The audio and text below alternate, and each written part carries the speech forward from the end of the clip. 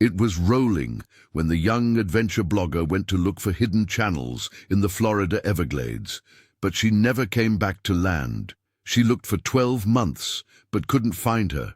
It was like the swamp had swallowed her up, until an old crab fisherman pulled his trap out of the water where the currents of the Everglades meet the open Gulf and found proof that pointed investigators toward a horrible possibility.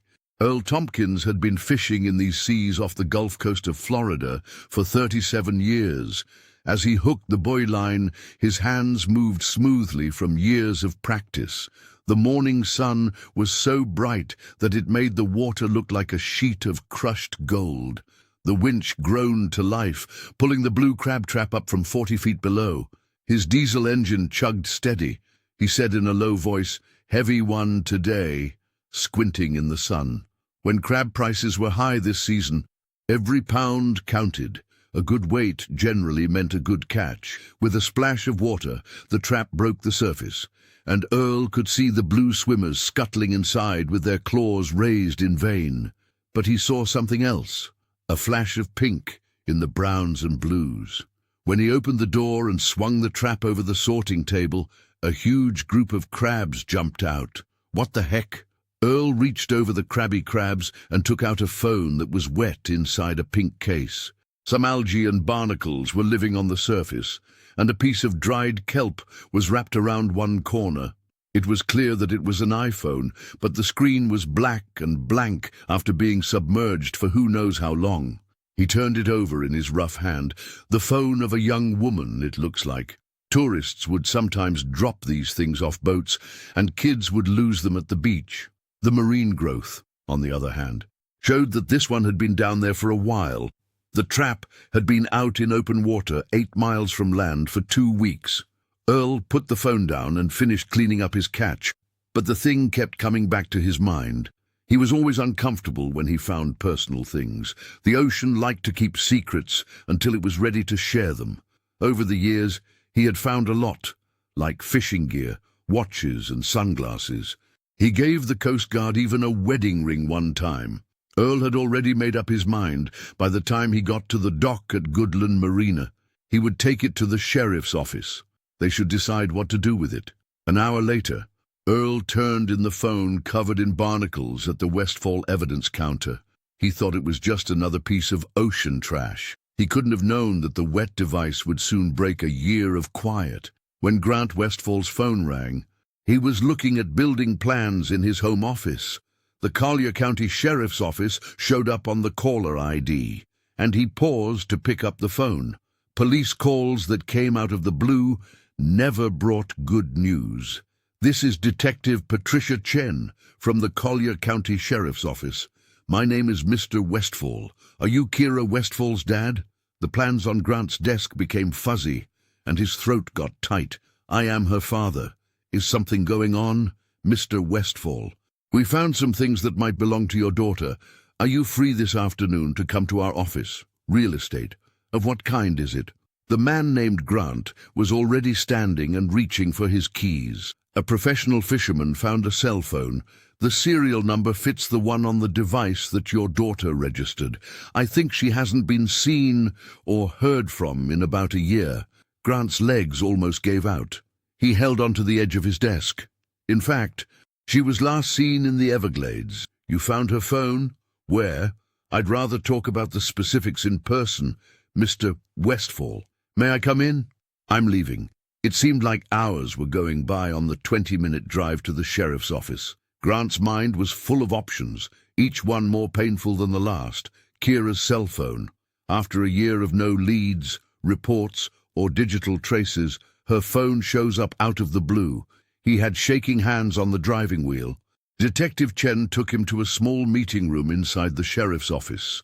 A bag of evidence with a pink phone case covered in marine growth was sitting on the table. Grant knew right away what it was. He gave Kira that case for Christmas 2 years ago.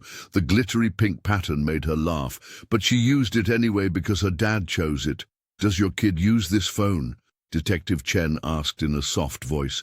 Grant could only nod and not speak. "Mr. Westfall, The phone was found in a crab trap about 8 miles out to sea, in water about 40 feet deep. Even though the data was damaged by water, our technology team was able to get some of it out. There are videos from the day your daughter went missing here. With a laptop in her hand, she faced him. These are the last tunes.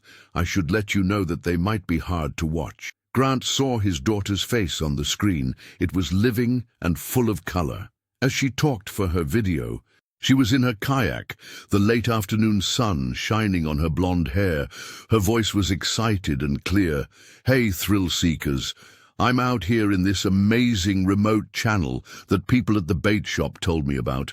They said that this is where the big tarpon hide, away from all the tourists. Are you kidding me? At 4:47 p.m., the timestamp showed that she had less than an hour to go before she had to meet Jenna back at the launch. Grant watched as his daughter paddled through the river lined with mangroves while taking pictures of the pristine wilderness with her camera. Just like Jenna told the cops, she was by herself. While her best friend left early for a family dinner, Kira went to get more videos for her YouTube account. Detective Chen pointed to a map and said, "This is where the GPS data shows it to be." The map showed a remote spot deep in the 10,000 islands. The last place the phone recorded being before it went dark. Our Marine Patrol units say that over time, the currents from that area might be able to move trash out to open water. Grant looked at the numbers on the map and tried to remember them. After a year of searching, paying private investigators, and sleepless nights, he has finally found the exact spot where his daughter was last seen. Grant asked in a hoarse voice, "What now?" "The Marine Guard and I will work together to search the area again, but this time after so long." Chen stopped talking. "We will also ask people at piers and boat launches what they remember about that day." At that moment, a police officer in dress knocked and went inside. Grant saw that he was wearing a Marine Patrol patch on his outfit. Officer Troy Hutchins said, "Detective, I couldn't help but overhear. I often patrol those seas. I would be happy to help you if you want to talk to people at the piers. Most of the charter leaders and people who live down there are people I know." Detective Chen gave a grateful nod. "Officer Hutchins, that would be helpful. Mr. Westfall, would you like to help with the canvas? Being around a family member can help people remember things." Grant stood up right away. "Yes, without a doubt. When do we begin?" Officer Hutchins looked at his watch. "If you'd like, I can now take Mr. Westfall to Chokoloskee Marina. That's the launch site that's closest to where his daughter was cutting videos. That's where most boats that go to that remote area would start their journey." As Grant followed Officer Hutchins out of the building, he held a paper with the GPS numbers on it. His daughter had been in that faraway channel, excited about a secret fishing spot that neighbors had told her about. After that, nothing. 8 miles from land, her phone ended up in 40 feet of water in the ocean. It didn't make sense, but he had a lead for the first time in a year, a place to look all over again. He wasn't going to waste it. Officer Hutchins drove Grant in his Marine Patrol car as they went south on Route 29 toward Chokoloskee. There was a small road next to mangroves, and the hot afternoon sun made the asphalt shine. He kept watching Kira's last video over and over in his mind. The way she smiled at the camera showed how excited she was about the secret fishing spot. Grant broke the pause by saying, "Thanks for taking the time to do this." Hutchins looked over with what looked like real pity. "Don't worry about it. My kid is about the same age as yours. I have no idea what you've been through the last year." When they got to Chokoloskee Marina, old fishing boats and modern boats for fun were bobbling around. The air was filled with the smell of motor fuel and salt water. As they walked down the dock, Grant saw that several boatmasters gave Officer Hutchins polite nods. Hutchins took out his phone and said, "Let me show you something." An ocean map of the area was shown to him. "This is where your daughter's phone last showed where she was. It's easy to get lost because there are a lot of stations that look the same. People in the area call it the maze." Grant looked at the screen and compared it to the paper copy he had made. The police officer said something about the phone being carried out to sea by currents. Hutchins said it was possible, but his tone made it sound like he wasn't sure. But it's 8 miles away. It's more possible that something else moved the phone. It could have been caught in the prop wash of a boat or in fishing gear. These businessmen use nets and lines to move around in the water. They asked a few boat captains about their work, but most of them said they hadn't been in that area a year ago. One person said that the backcountry waterways were mostly used by people who lived there and knew the water, not by commercial boats. With each dead end, Grant felt more and more angry. Hutchins then stopped suddenly and put his hands over his eyes to block the sun. "I'll be damned. Wade Corbin." A man in his early 50s looked up from working on the engine of a boat. He was thin and sun-worn, and faded tattoos covered his wrists. As he walked up, he wiped his hands on a rag. Grant saw that the name of the boat was painted on the back. Corbin smiled and said, "Second Chance Troy. Marines on a Sunday? Didn't think that would happen." Hutchins pointed to Grant and said, "I'm here for a different reason. Hi, Wade. My name is Grant Westfall. About a year ago, his daughter disappeared in the woods. Wade, here, Grant, is one of the most experienced captains in these areas. He's been fishing the 10,000 Islands for about 20 years. 23. Corbin said it was right. He reached out to Grant with a grease-stained hand. "I'm sorry to hear about your daughter, sir. These seas are sometimes harsh." Hutchins took out his phone once more. "Wade, look at these numbers. Does this sound familiar?" Corbin looked at the screen with a raised brow. "That is very far back in the tunnel. Ill-placed. If you can find it, the fishing is good, but most people don't go that far back." He seemed to be genuinely interested in Grant as he looked at him. "Your daughter was a fisherman." Grant called it a blog. She had a YouTube page about fun things to do outside in Florida. A person at a bait shop told her about a place where big tarpon hide. "Ah," Corbin said with a knowing nod. "Yes, those old-timers do let pretty girls into those secret spots sometimes. So they know I'm trying to impress them." He seemed to think about something during his pause. "You said her phone just rang." Grant talked about what the crab hunter found. As he talked, he saw Corbin and Hutchins exchange quick looks, but he couldn't figure out what they meant. Corbin said it again, slowly. 8 miles offshore in a crab trap. "That's interesting. It's funny how the currents are back in those pathways, especially in the spring. Things have been sucked out of the backwoods and into the Gulf. Once found a boat paddle 15 miles from where the owner had lost it. Is that what you believe took place?"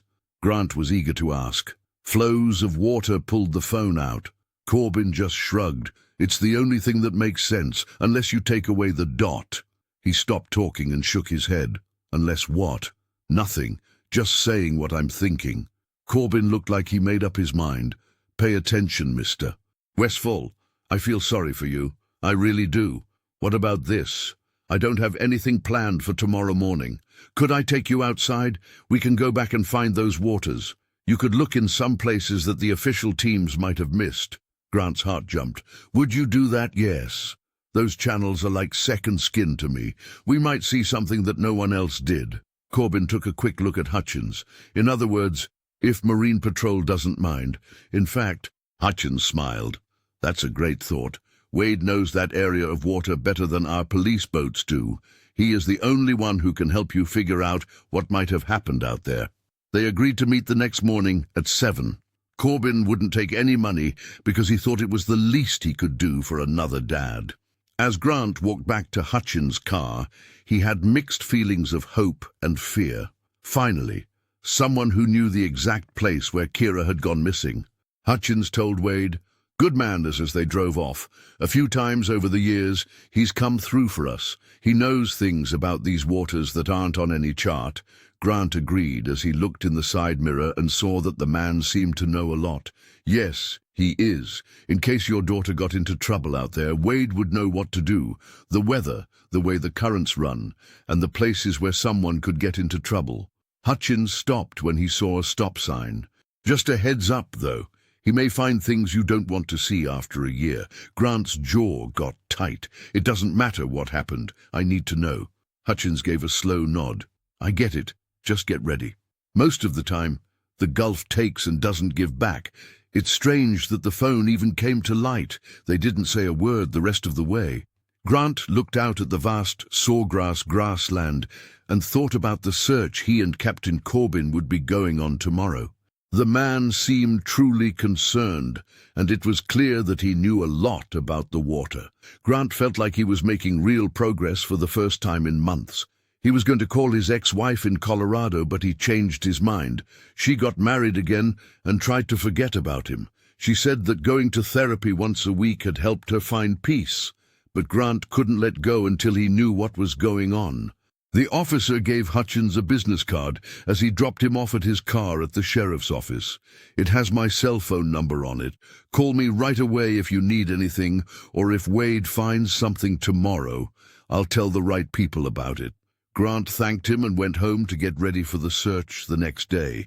He would need water, sunblock, and maybe even some sandwiches. As he packed, his hand shook a little because he remembered how Kira used to make fun of him for being too ready for their fishing trips. She would laugh as she watched him load coolers with food and drinks like he was only going to be gone for 3 hours and not 3 days. He would be on the same water tomorrow with a captain who knew every route and current where she had gone missing. In that faraway maze of mangroves and dark water, he might finally find some clues about what had happened to his daughter. When Grant got to Chokoloskee Marina at 6:45 a.m., the air was warm and sticky. Wade Corbin was on his boat already, making sure everything was in order. The second chance was a 28-foot center console with 2 outboard motors and a strong teak top. It was built for serious work offshore. I said, "Good morning, Mr. Westfall," Corbin said. "It's a lovely day to search. The seas are quiet and you can see well." Grant got on board and noticed the professional setup, which included many rod holders, big fish boxes, and a wide range of electronics. He was putting his backpack away when his foot caught on a loose deck plate. When he looked down, he saw what looked like a number of plates that were hatches. Corbin quickly told him, "Watch your step there. Everything on the deck is a storage space. It helps spread the weight when you have a lot of fish on board," Grant agreed. But there was something strange about the divisions. They were bigger than most places that store fish, and he saw at least 6 different hatches. The boat could hold an unusually large amount of fuel. On the dashboard, he could see more than 1 fuel gauge. Grant said, "Wow, that's a lot of gas tanks."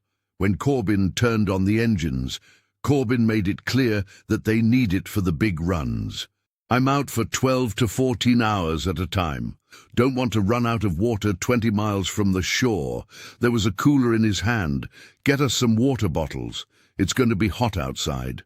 As they pulled away from the marina, they saw fishers getting ready for the day. After getting out of the no-wake zone, Corbin pushed the throttles forward, which made the boat go straight up. Corbin's chart plotter showed their progress as Grant held the printout with the GPS data. Corbin asked over the noise of the engine, "Tell me about your daughter. What kind of movies did she make?"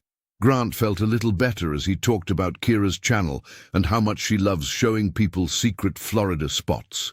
Her subscriber count is growing, and she wants to make it her full-time job. Corbin seemed truly interested when he asked her about her filming gear and methods. During the 30 minutes they went south, the mangrove islands got more crowded. Grant kept an eye on the GPS and saw that they were getting closer to Kira's phone's location. As Corbin slowed the boat down, his heart beat faster. "Okay," Corbin said as he looked at his instruments. "We're getting close to that area.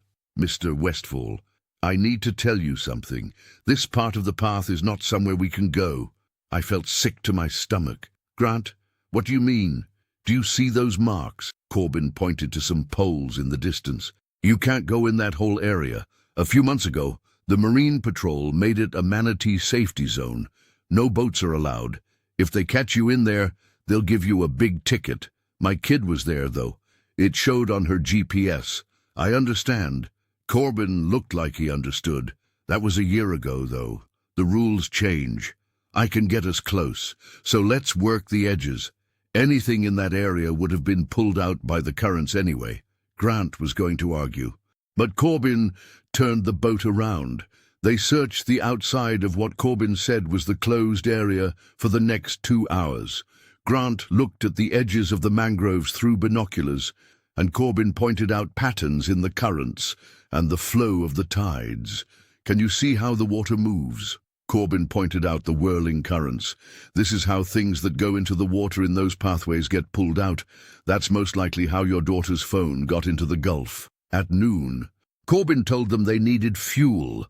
A dock is about 15 minutes away. You can join us for lunch if you'd like. There was a small port next to the fuel dock that Grant had never seen before. While Corbin filled up his tanks, Grant saw that even though he had been going for hours, he had only used about a quarter of his fuel. Grant went into the small shop to get something cold. When he went back outside, Corbin was at his truck, putting goods on the boat. Grant saw clearly among the boxes of water bottles and ice, several boxes of tampons and pads, as well as some packages of feminine hygiene items. "It's time to stock up," Corbin said, noticing Grant's attention. "I always have a full first aid kit with me. You might not expect people to need these things on charters. Having those things on hand is especially helpful for women.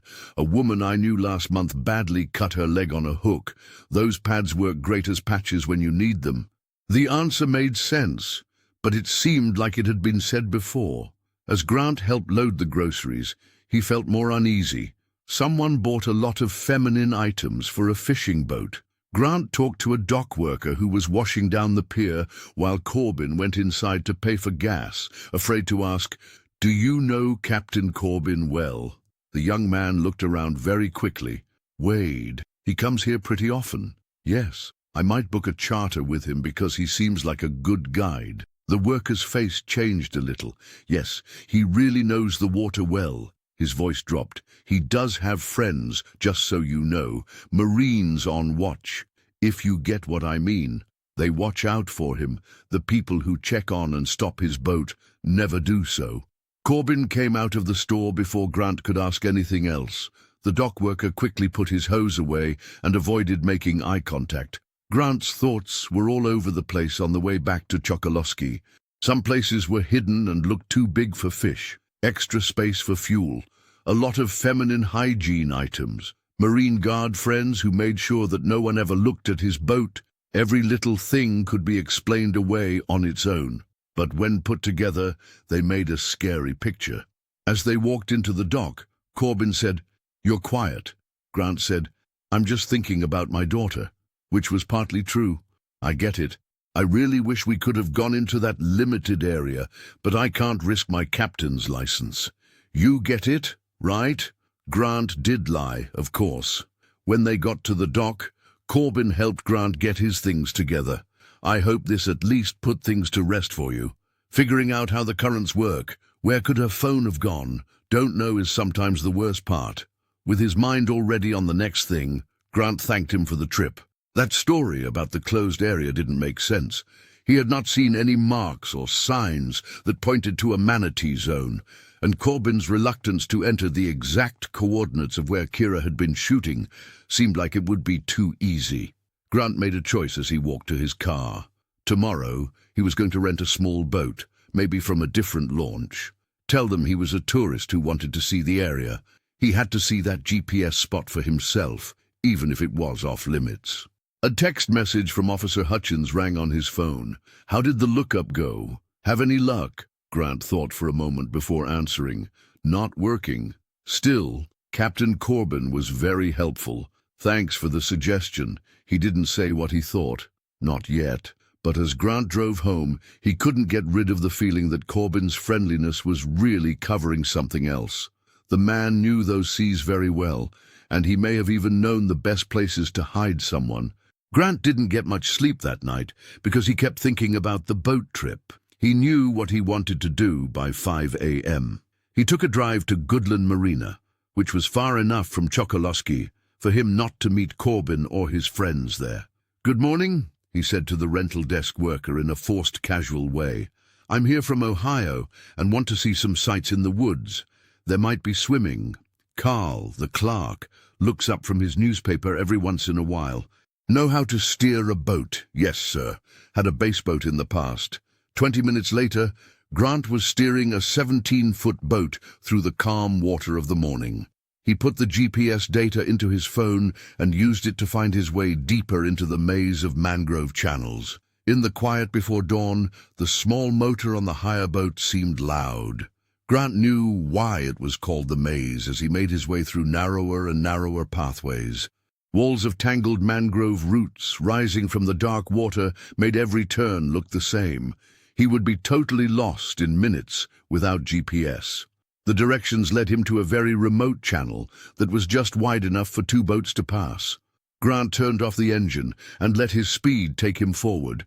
He then heard it, the low rumble of diesel engines far away. He stopped drifting by grabbing a mangrove root and listening. Boats. More than one. With their engines running in the background, Grant climbed carefully onto the mangrove roots while being tied to a tree. His boat shoes slid on the wet bark. Following the sound, he picked his way through the mess. He saw them through a gap in the trees. There were 3 boats rafted together in a small bay. The first boat was Corbin's second shot.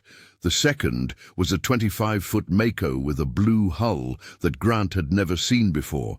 Grant gasped when he saw the third boat, a marine patrol boat that has official markings. Wade Corbin stood on the deck of the patrol boat and talked with officers Hutchins and Navarro. Grant knew Navarro from the Marine Guard station. He was a big man with a mustache. Things were being moved from the Mako to Corbin's boat. 2 guys had to lift heavy boxes. Grant took out his phone and put it on quiet before turning on the camera. He tried to get as close as possible to people and boat license numbers by zooming in. The men looked calm, like they were used to this pattern. Hutchins was talking, and his voice could be heard across the water. He said that the next load from Cuba would be Thursday night, same place to pick up. Corbin said, "The weather looks good." This time, how many? 12, maybe 15. A lot of families. Even the kids. Grant's hands were shaking as he was recording. Trafficking people. They talked about sneaking people in. Navarro put his tongue in the water. Now that the government is under a lot of pressure, Homeland Security has been checking out the docks. That's why we give you guys 30%, Corbin said with a cold smile, to keep them from smelling something else. Navarro looked at Hutchins and said, "Talking about heat. What about that different case? From last year, it might be time to clean up." "No." Corbin's voice got rough. "It's my call, not yours." Grant kept recording even though his hands were shaking. "What did happen last year, around the time Kira went missing, Hutchins said, 'Your dick is going to get us all locked up. Should have done the right thing from the start. You can't ask the Gulf anything.' Corbin said, 'We've been through this before. Every government body would have been brought down by the wrong move. The way things are now works.' Does it? Does her old man smell something? Is that phone going off?" Navarro put his tongue in the water. "He's not going to find anything. I showed him everything but what's important. He bought the story about the limited zone." Corbin's voice had a dark sense of satisfaction to it. "There are some things that are worth the chance. The building is safe enough." Grant had to force himself to keep recording, even though he was getting more and more angry. They had Kira, had her for a year. The phone in the crab trap, was that a mistake, or had she found a way to get it into the water? After pickup on Thursday night, Hutchins said, "We should move the next group through the building. By midnight, Route 41 should be clear." "I agree. The storage part will be ready soon." Corbin began taking the boats. "Ties off. The same rules apply as always. From the road, you can't see any lights. I'll also take care of the other problem then." Grant had heard enough. He slowly moved away, but his foot slipped on the wet moss. A loud crack came from the weight of him on a branch. What did that mean? He moved his hand to his sidearm. Corbin said it was probably a squirrel, but he was still looking at the mangroves. A lot of animals back here.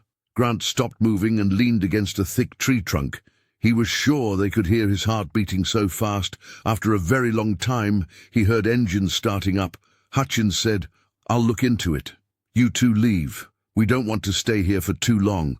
Grant crept back to his boat slowly after the sounds of the engines faded in different directions. As he took the line off, his hands shook, the processing machine that was shut down off of Route 41. Thursday night, his daughter was there the whole time. He started the engine and drove back toward Goodland, pushing himself to keep the speed at the normal level. It was all going through his mind like a race. That other event from last year. They were keeping something from you that had to do with when Kira went missing. The building on Route 41, Thursday night. Whatever they were trying to keep safe, Corbin seemed to care about it. Grant was sick to his stomach when he said, "Some things are worth the risk." Everything was clear because of the drug operation. There are secret compartments. The extra gas is needed for long trips to Cuba. The Marine Patrol's safety. There was something else, though. Something from last year that Corbin wouldn't clean up, even though his partner told him to. Something at that building was so important that they were willing to put their whole business at risk for it. Grant looked at his phone. The movie was there. It was shaky but still easy to see. Voices, faces, and boat numbers, proof of trade in people. But there are also hints of something else. Something to do with when Kira disappeared. Grant made up his mind as he walked into Goodland Marina. In Miami, he had family. Blake, his brother-in-law, worked for the DEA, federal government, not on the same network as you. Getting the federal government to help would take time, but at least Blake could be trusted. But Thursday was only 3 days away. He might miss out on the chance to find out what really happened to Kira if they were going to take care of the other problem and tie up any loose ends they had from last year. Grant moored the rental boat. He was already making plans. Along Route 41, he knew where the old fish works were. Complexes that have been empty since the professional fishing business was bigger. He would carefully check them out, figure out which one they had on, find out all the things they hid last year. It was smart to wait for Blake and government help, but being smart didn't get things done. Smart was what had kept him from getting answers for a year, even though he had trusted the officials and done everything the right way. Grant would never do that again. Grant used old company directories and satellite images to look into Route 41 all afternoon. In the 1970s and 1980s, when commercial fishing was very popular, there were a lot of fish processing plants on the Tamiami Trail that were now empty. Most of them were torn down, but 3 buildings were still standing east of Collier Seminole State Park. As evening got closer, he drove out and made notes at each spot. From the road, you could see the first 2. Walls and roofs that were falling apart made them look like not very good places to hide. But the third one was a quarter-mile away from the highway and could only be reached by a service road that was wooded. The door was blocked by a rusty chain with a faded "Do Not Trespass" sign hanging from it. Grant parked at a picnic place by the road and walked through the tall grass to get to the building from the back. The building was bigger than he thought it would be. It had a main floor for processing, a warehouse, and a few smaller buildings outside. Unlike the others, this one looked like it had been taken care of. The roof was still there, and he saw that the door locks were newer. Grant stayed in the trees as he went around the outside. He could see light inside through a crack in the boarded-up windows. It was only a slight glow, but he knew it was fake. His heart beat faster. It had to be this. He sat down behind a group of palmetto bushes to get a good view and began to watch. The building stayed quiet as night fell. There were no cars or people moving, but that light inside never went out. This place was being taken care of by someone. When Grant's phone rang, he was taking pictures of the building. Number not known. He answered, even though he knew it wasn't smart. "How are you?" There was silence for a moment, and then heavy breathing started. A voice that was whispered, rough and desperate. "Daddy." His heart stopped beating. "Kira, Kira. Is that you? It was said that you were looking." She lost her voice and started to cry. "I'm sorry. I'm really sorry. I tried to call, but the line went dead." When Grant tried to call back, his hands were shaking. The call had already been cut off. He looked at the processing machine with a new sense of need. She was inside. There was his daughter. She was close enough that she could have reached a phone in some way. He began to walk toward the building but stopped. It would be suicide to charge in by yourself. He had no idea how many people were inside. Didn't know how it was set up. What about that call? She stole a phone, right? Or did they let her call? Was it a trick? Grant went back to his car and called Blake in Miami right away. Grant? It's almost midnight. What's wrong? Blake, I found her. Kira is okay. They have had her the whole time. The words came out all at once as Grant talked about everything. What the boat found. The effort to traffic people. The call. Blake took a deep breath. Granted, pay attention. Do not go inside by yourself. An attack team can be there by morning. They are moving her Thursday night. That's tomorrow. I understand if they move her. You can't help her if you go in there and kill yourself. Send me everything you have. The movie, how to find them, everything. I'll ask for every favor I can think of. We'll put together a team. Grant reluctantly agreed. And he then spent an hour sending proof to Blake's private email. As he drove home, he kept looking in his mirrors to see if anyone was watching him. The phone rang again. This time, it was a number he knew. Officer Hutchins. Hi, Mr. Westfall. I'm sorry I called so late. I meant to ask how you're doing now that the search with Captain Corbin is over. Grant's grip on the wheel got stronger. I'm okay. Putting everything together. That's great. Pay attention. Someone said they saw you tonight by the old highway. You said you were taking pictures of buildings that were empty. Is that true? Grant's blood was cold. They knew. I was unable to sleep. I thought going for a drive might help. That group of old houses is interesting. I'm a house planner. That makes sense now. Hutchins. Voice sounded friendly, but Grant could tell it had an edge to it. Be careful out there. A lot of dangerous places that aren't on the main road. Camps for people without homes. How drugs work. If you poke around where you shouldn't, you could hurt yourself. Thank you for your care. Also, about that limited area that Captain Corbin talked about, the one close to where your daughter disappeared. As it turns out, those rules will be lifted tomorrow for repair. I would be happy to take you for another look with someone who knows the area well. Maybe noon. Grant's thoughts were going fast. An invite or a trick. That's very kind of you. I'll look at my calendar and get back to you. Yes, of course. But Mr. Westfall, this could be the only time you see that spot. No one knows when the area will be open again after tomorrow. The threat wasn't very hidden. Come with us tomorrow, or you'll never get another chance. Grant was able to keep his voice even. I get it. I'll tell you first thing in the morning. That's what you do. Mr. Westfall, good night. Also, don't forget that these seas are dangerous. A lot of people disappear out here, even people who live there for a long time. Go away. The line stopped working. As Grant pulled into his driveway, his hands were shaking. They knew he was almost there. The call from Kira could have been their way of making sure he was emotionally invested and that he would act in a predictable way. He carefully went into his house and checked every room. He felt like he was being watched. Even though nothing was bothering him, he looked at his computer and saw that Blake had replied, Team assembling ETA, 0800, do not engage before we arrive. That's an order. It was 8 in the morning. However, Hutchins needed him at noon, and they were moving their business Thursday night. It was getting closer and closer to the due date. Grant paced around his living room, hearing Kira's words over and over again. I'm sorry.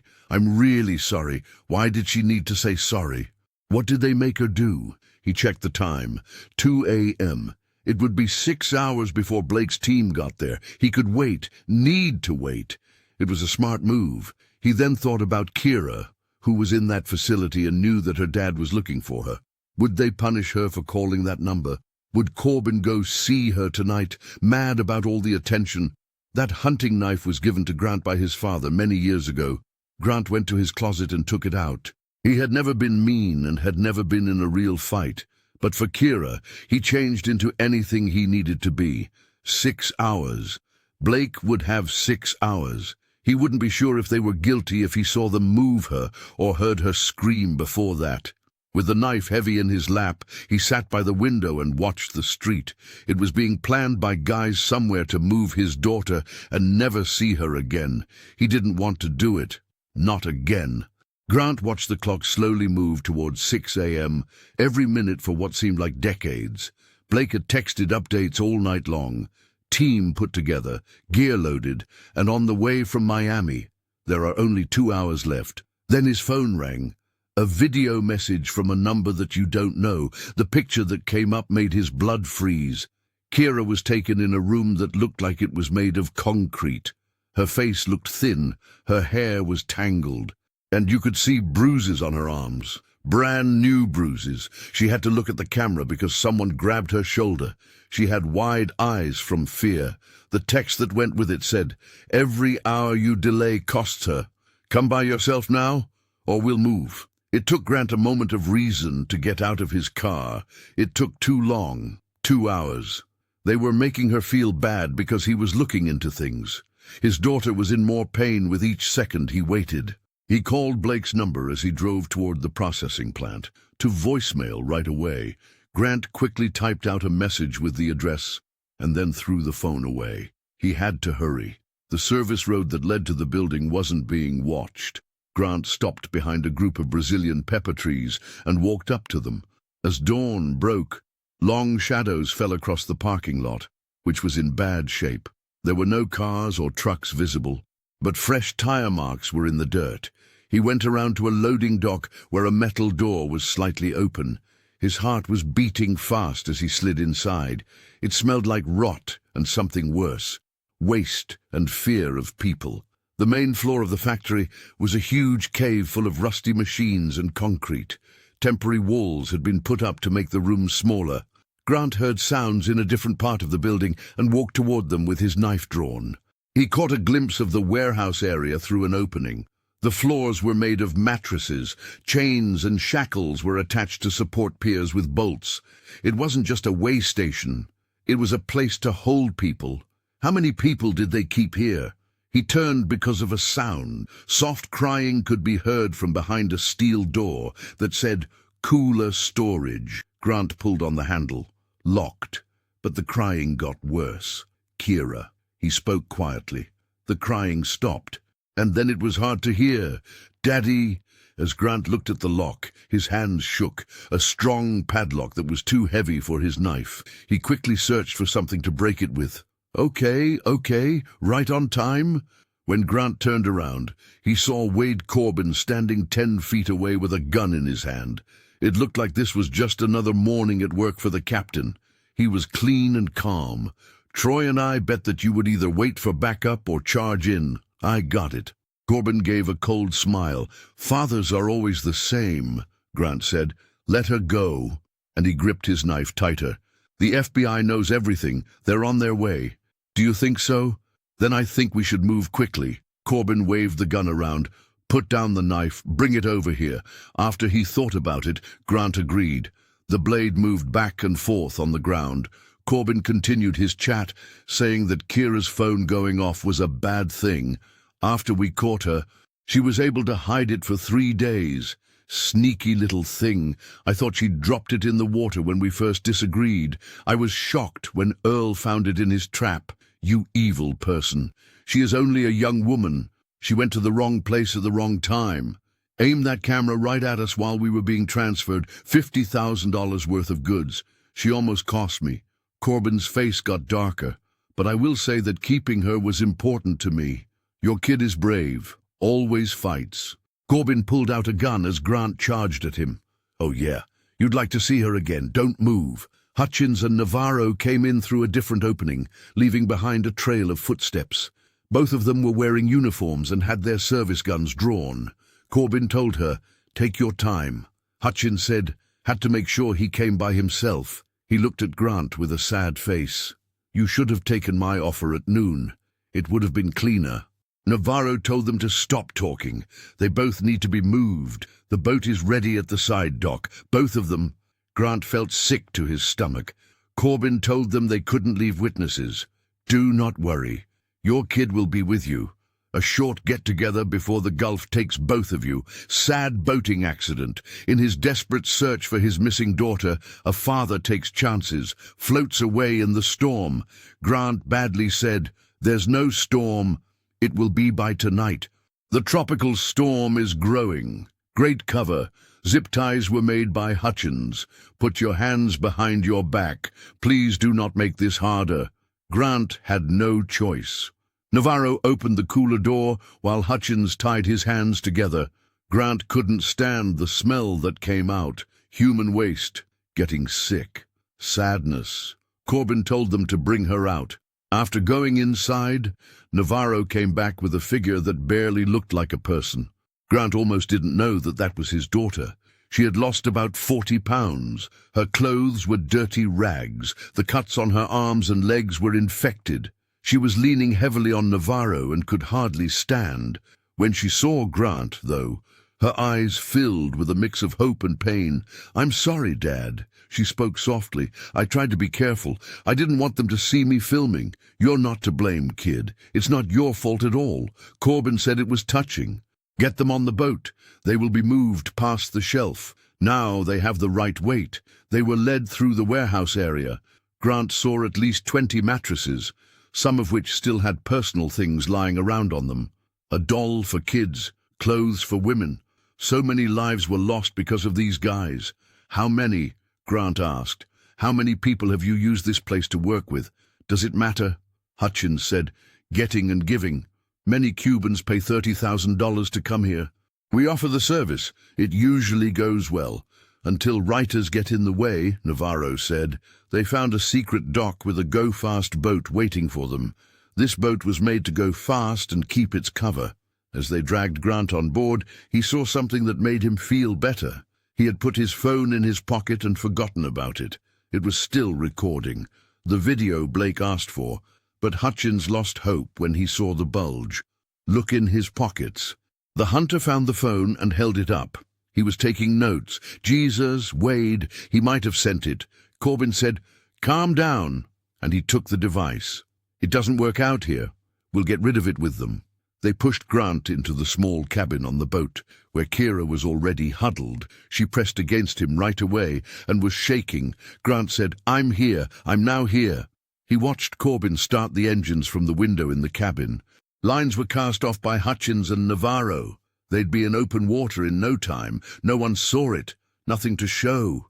Another terrible event in the Gulf. Grant tried to break his zip ties, but they were police-grade and couldn't be done. Kira was having a hard time breathing next to him, and her chest was shaking. Her body was broken from being held captive for a year, but he could still see the fighter in her when she looked at him. She whispered, "Dad, who are the other girls?" "There are more. I get it, kid, I understand." Corbin sped up the engines, which made the boat shake.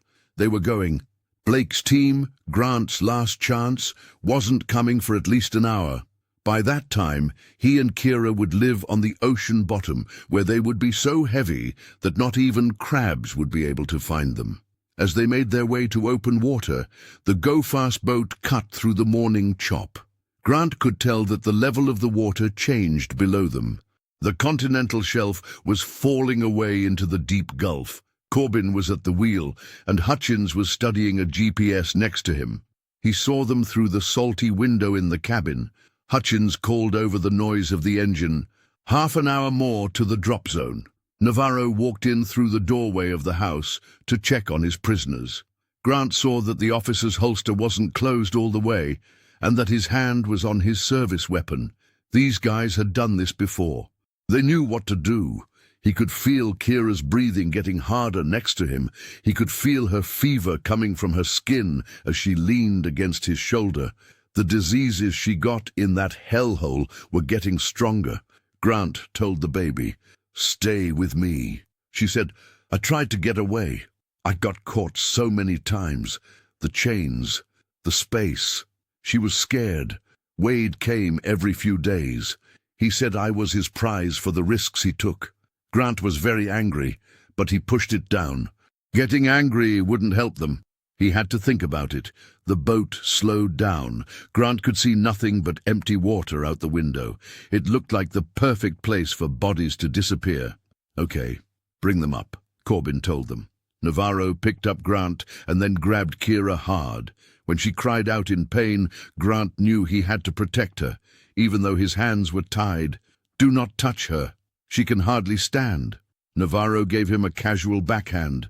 "Do not talk." They were forced to go to the deck, where Corbin had already set up 2 heavy chains. These are the kinds of concrete blocks that Hutchins was connecting to the ends. Highly skilled. Worked well. "Do you have any last words?" Corbin asked with a sneer. "Do you want to tell each other you love them? Make peace with God?" As Grant looked at his daughter, he tried to remember her face. She was still his little girl, even though she was hurt and broken. "Kira, I love you. I looked all the time. Never, Daddy, I know, I love." In the morning, the sound of spinning blades cut through the air. A chopper was coming fast and low, and everyone looked up. Not orange for the Coast Guard, the Federal black. "What the heck?" Hutchins reached for his radio. "Who the hell are you? Hey, Federal agents, stop your ship right away." The sound that had been amplified came from the plane. Corbin slammed the gas pedal all the way forward. When the boat jerked sharply, Grant and Kira fell across the deck. Navarro pulled out his gun and pointed it at the chopper. "Are you crazy?" Hutchins yelled. "That's the Federal. We're already fucked." Corbin yelled back. 3 cops help move refugees. Life is in front of us." As Navarro shot, the helicopter took a sharp turn to the side. Grant saw his chance. He jumped at Navarro's legs while his hands were tied behind him. They hit hard, and the gun slid across the deck. "Dad!" The sound of Kira's scream cut through everything. One arm around Grant's neck, Corbin was pulling her toward the stern as she rolled over. In the other hand, he held the steel block. "Hold back, or she'll go too far." The helicopter heard Corbin yelling. More boats, these time Federal reaction boats coming together from different directions, showed up on the horizon. Blake had said that the trap would close soon. Hutchins did some math and then dropped his gun with his hands up. "I'm giving up. I will testify." What a fucking wimp. Navarro stumbled to his feet and dove for his gun. Grant kicked Navarro very hard and hit him in the ribs. The dishonest cop tripped and fell, but he kept going. As soon as he touched the gun, a sniper's bullet from the helicopter hit him in the middle. He fell apart right away. "Don't go." The loud voice told them what to do. "You are being mobbed." Corbin looked all over, alternating between the ships coming up behind him and Kira in his arms. Grant could see the choice in his eyes. He would take her with him if he was going down. Not at all. Grant jumped up quickly. Iris was pushed by Corbin toward the back rail. The chain on the concrete block came off quickly as it fell over. In a split second, it would pull her under. Grant didn't think. He moved. With his hands still tied, he slammed into Corbin with all the strength he had left. They took a hard hit to the deck and rolled toward the edge. The chain was almost too tight. Kira tried to fight back, but Grant saw that she was too weak. The weight would quickly knock her over. Blake Torres quickly jumped from the helicopter to the deck, where he was ready with his weapon and tactical gear. He made a good shot. Corbin's shoulder turned bright red. Blake's boot hit the captain in the jaw, cutting off his scream. When the chain got tight, another agent dove for Kira and grabbed her. He made bolt cutters, which cut the links in one smooth move. "Okay. Drop the suspects. We need medical help right away." Grant felt someone cut his zip ties. As FBI agents swarmed the boat, he crawled up to Kira and grabbed her. She was awake, but her body was finally giving out after being abused for a year. Someone said that medical was 60 seconds late. Blake got down on one knee next to them, and his business suit fell off to reveal his uncle. "Oh, Jesus, Grant." "Kira, fear not, sweetheart. We've got you. Now you're safe." "The building," Grant said in a hurry. "There are more. Girls and women." Blake told him they had already been raided. "We learned everything from your video.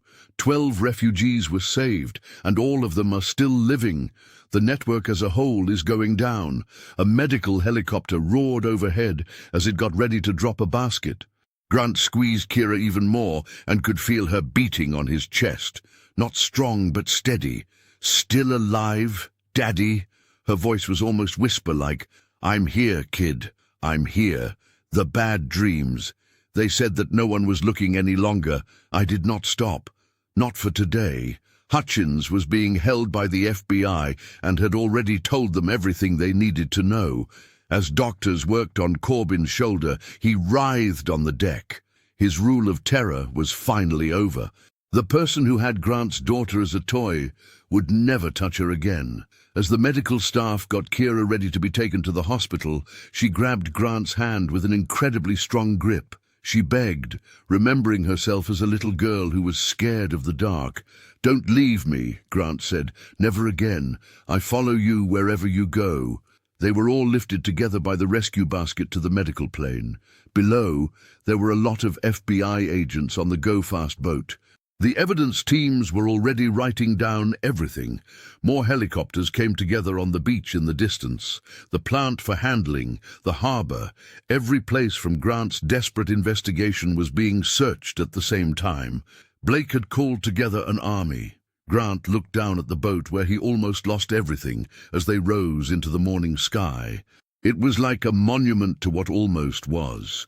The chains and concrete blocks that were meant for him and Kira were left on the deck, but they were still alive. Even though she had been through a terrible year, his daughter had held on long enough for him to find her. The bad dream was over. He could finally start to heal. Kira's face was in sharp shadows because of the fluorescent lights in the ICU at Naples Community Hospital. Grant hadn't left her bedside in 18 hours as he watched her chest slowly rise and fall. Antibiotics were given to her through IVs for the many infections that were hurting her body. Lack of food had taken 43 pounds off her body. The psychological review wouldn't happen for a while, but the damage to the body was already shocking. Blake Torres walked in quietly with his DEA badge on his belt. "Is she stable?" For now, Grant never took his eyes off of his daughter. "The doctors say it could take months or even years to get better. Like her dad, she's strong." Blake sat down. "Corbin is talking and telling the truth from his hospital bed. It turns out he's more scared of getting hurt by the Cuban cartel than going to federal jail." "Explain." "About 15 to 20 people were moved on each trip, and 30,000 were planned ahead of time. Corbin, the two cops, and their Cuban friends will each get $450,000, 3 years in a row." Grant's jaw got tight. Who is Kira? Not the right time or place. The moment she paddled into that channel, they were moving a boat full of refugees. Her camera was pointed right at them. Corbin saw the red light that meant to record. He hit her boat hard and threw her into the water. Her phone fell out of her pocket during the fight, but she caught it before he put her down, hit her in the clothes, the cell phone that got lost in the water.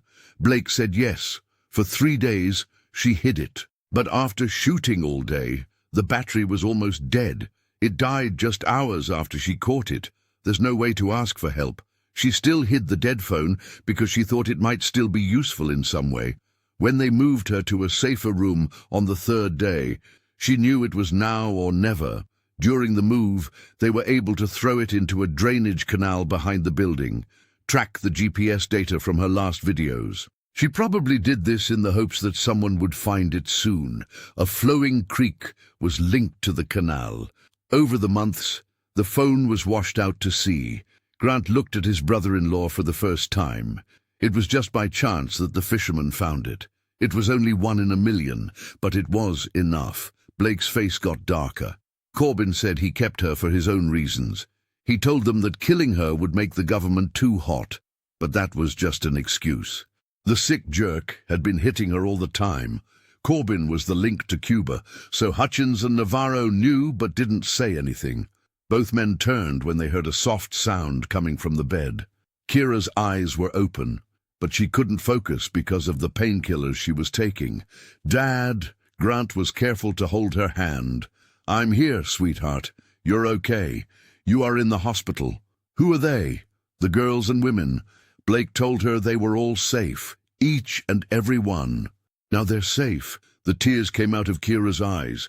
I tried to help them by giving them some of my food, but I couldn't. Grant told you firmly. You made it. That's important. You made it through long enough for me to find you. Blake's phone rang. He stood up and looked it over. Both Corbin and Hutchins have pleaded guilty to federal charges in return for information about their ties to Cuba. Their goal is to get 25 lives. If Navarro had lived, he would have been put to death. He put his hand on Grant's shoulder. I will take care of the legal stuff. You look at her. Grant looked at his daughter's hollow face after Blake left. The lively travel writer was gone, and in its place was someone who had been through unbelievably terrible things. She was still living, though. Everything else could be put back together, he said in a whisper. I'm sorry I took so long. Kira's fingers got a little tighter around his. You found me. That's the most important thing. No matter what or how long it takes, I will never leave you again. We'll make it through this together. The only smile she could muster was the first one he'd seen. All at once, Grant leaned back in his chair, but their hands were still together. I looked out the window and saw the sun going down over the bay. It was painting the sky with shades of hope. Federal agents were still working on cases, going through data, and making sure justice was done somewhere out there. But in this room, a dad and his daughter started their long trip home.